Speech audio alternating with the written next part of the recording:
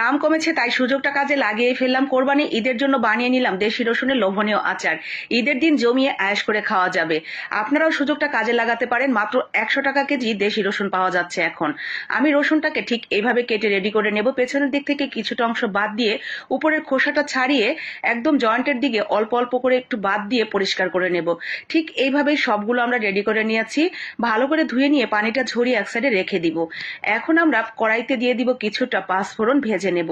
ভাজা হয়ে গেলে সরিষার তেলের উপরে তেজপাতা, শুকনো মরিচ এবং গরম মশলা দিয়ে নাড়াচাড়া করে মরিচ দিয়ে দিব বেশ কিছুটা। কাঁচামরিচের মাথাটা একটু কেটে দিবেন। এরপরে রসুনগুলো দিয়ে আরো কিছুক্ষণ রান্না করে নিয়ে একটু আদা গুঁড়া দিয়ে দিব। গুঁড়া না থাকলে কেটে দিবেন কয়েকটা স্লাইস। এরপরে দিয়ে দিব কিছুটা তেঁতুলের কাঠ। তেঁতুলের কাঠটা দিয়ে ঠিক ততক্ষণ রান্না করে নেবেন যতক্ষণ না সিদ্ধ হয়ে যায়। সিদ্ধ হয়ে গেলে চিনি, গুড় যেটাই দিবেন দিয়ে সুন্দর করে রান্না করে নামিয়ে নিলেই রেডি হয়ে গেল দেশি রসুনের লোভনীয় আচার।